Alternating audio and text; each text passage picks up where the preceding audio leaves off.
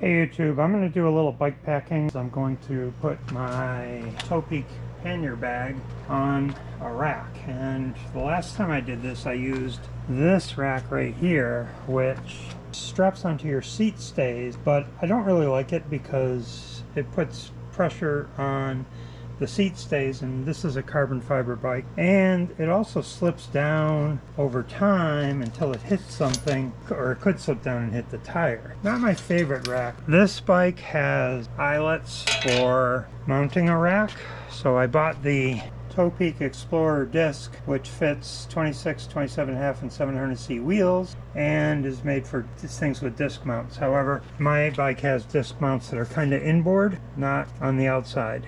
So it doesn't really need these to have extensions like this to keep the rack away from the disc brake. So I didn't really need to buy the disc version, but I did. I have this screwed in, but I can't get this real tight.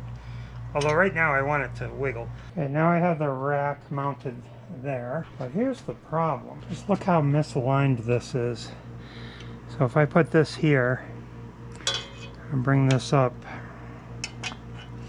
it's way over here, and it needs to go way over there. But it can't go over there at an angle because it's got to be here. So I need to mount this about there. But I got to put a huge bend downward and bend it in and then out. Unfortunately, this section isn't going to bend. It's only going to be this section.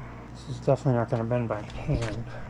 Boy, I am just not thrilled with the idea of bending this, because how am I going to bend the other one the same? And this distance that I have to work with is minimal. I need at least double that distance to bend it one way and then bend it another way. But I have a thought, so I could attach it right there onto here.